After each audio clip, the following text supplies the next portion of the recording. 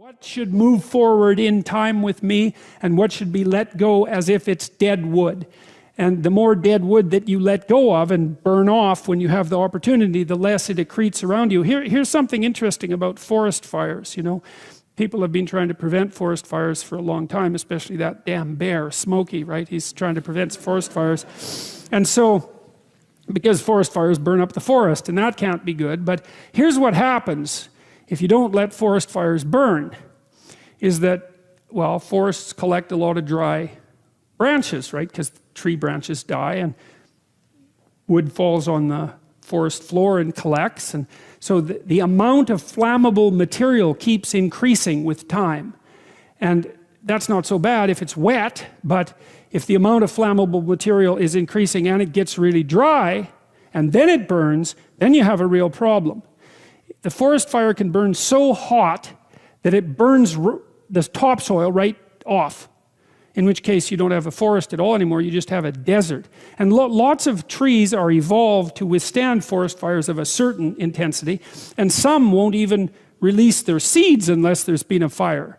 And so a little bit of fire at the right time can stop everything from burning to the ground.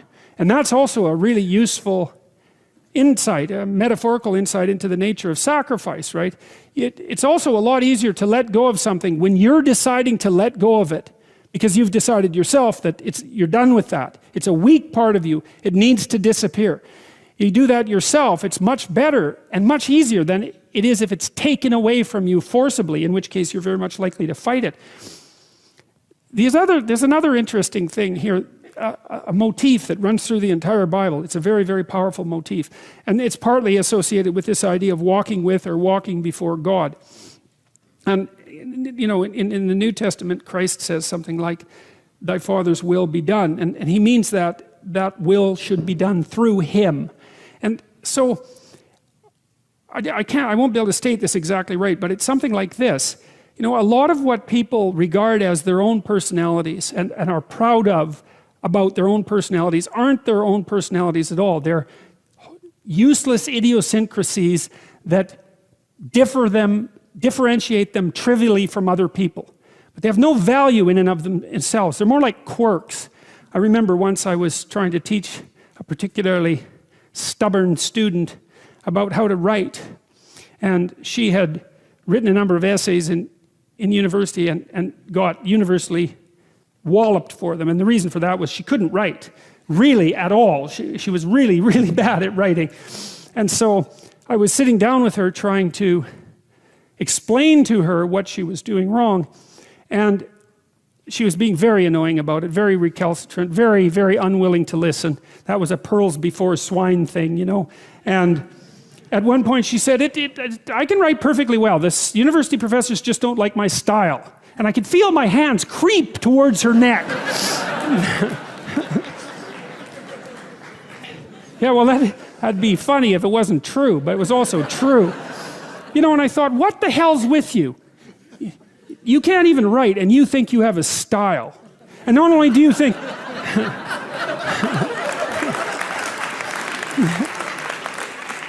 Yeah, not knowing how to write is not a style. That's the other point, right? And so, you know, she instead of humbling herself, which was necessary, and okay, right? Because she was a new university student. It's like, of course you don't know how to write. When were you going to learn? In school? I don't think so.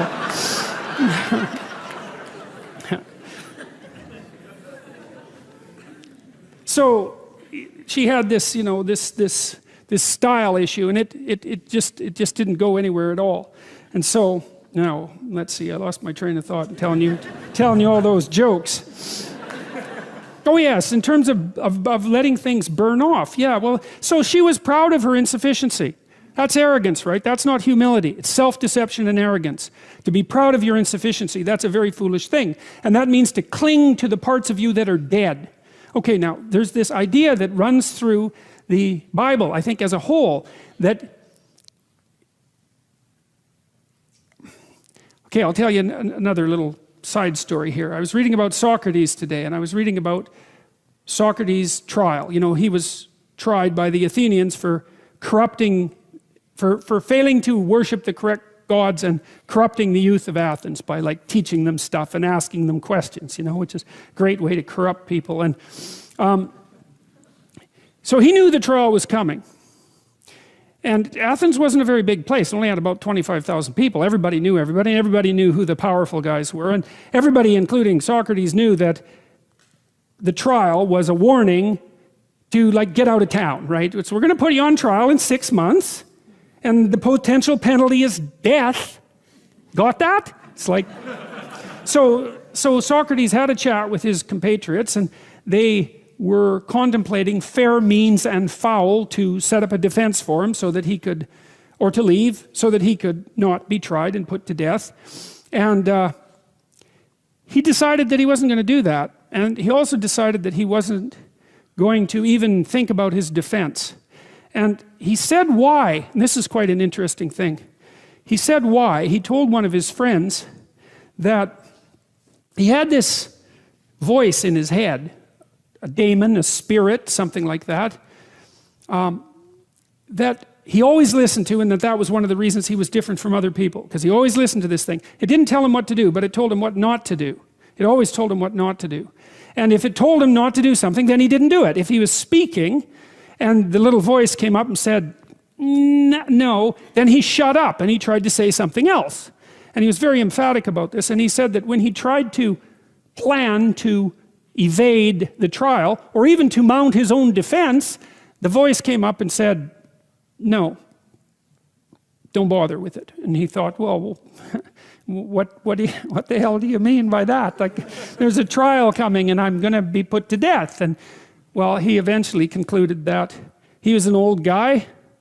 The next 10 years, he was in his 70s, perhaps. The next 10 years weren't going to be that great for him.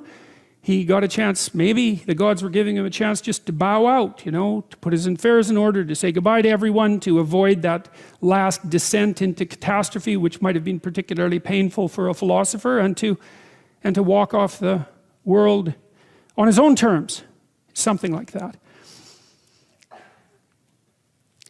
The point I'm making with that is that Socrates attended to this internal voice that at least told him what not to do, and then he didn't do it. And of course, Socrates was a very remarkable man, and we still hear about him today, and we know that he existed and all of those things. And so, back to the walking with God idea. As you elevate your aim, you create a judge at the same time, right? Because the new ideal, which is an ideal you, even if it's just an ideal position that you might occupy, even if it's still conceptualized in that concrete way, that becomes a judge because it's above you, right? And then you're terrified of it, maybe. That's why you might be afraid when you go start a new job, right? Because this thing is above you and you're terrified of it, and it judges you. And that's useful because the judge that you're creating by formulating the ideal tells you what's useless about yourself, and then you can dispense with it. And you want to keep doing that, and then every time you make a judge that's more elevated, then there's more useless you that has to be dispensed with. And then if you create an ultimate judge, which is what the archetypal imagination of humankind has done, say, with the figure of Christ, because if Christ is nothing else, he is at least the archetypal perfect man and therefore the judge. You have a judge that says, get rid of everything about yourself that isn't perfect. And of course, that's also what God tells Abraham, right? He says to be perfect, to pick an ideal that's high enough, and you can do this. The thing that's interesting about this, I think, is you can do it more or less on your own terms. You have to have some collaboration from other people, but you don't have to pick an external ideal. You can pick an ideal that fulfills the role of ideal for you. You can say, okay, well, if things could be set up for me the way I need them to be, and if I could be who I needed to be, what would that look like? And you can figure that out for yourself, and then instantly you have a judge. And I also think that's part of the reason people don't do it, right? Why don't people look up and move ahead? And the answer is, well, you start formulating an ideal, you formulate a judge, it's pretty easy to feel intimidated in the face of your own ideal. That's what happens to Cain versus Abel, for example. Then it's really easy to destroy the ideal instead of to try to pursue it, because then you get rid of the judge. But it's way better, lower the damn judge if it's too much. Like if your current ambition is crushing you, then maybe you're playing the tyrant to yourself, and you should tap down your ambitions, not get rid of them by any stretch of the imagination, but at least put them more reasonably within your grasp. You don't have to leap from point 1 to point 50 in one leap, right? You can do it incrementally. But I really like this idea. I think it's a profound idea that the process of recapitulating yourself continually is also the process of, it's a phoenix-like process, right? You're shedding all those elements of you that are no longer worthy of the pursuits that you're valuing. And then I would say the idea here is that as you do that, you shape yourself ever more precisely into something that can withstand the tragedy of life and that can act as a beacon to the world. That's the right way of thinking about it. Maybe first to your friends and then to your family. It's like, it's a hell of a fine ambition, and there's no reason that it can't happen. You know, every one of you knows people who are really bloody useful in a crisis, and people that you admire, right? Those are all, you can think of all those people as you admire, that you admire as partial incarnations of the archetypal Messiah. That's exactly right.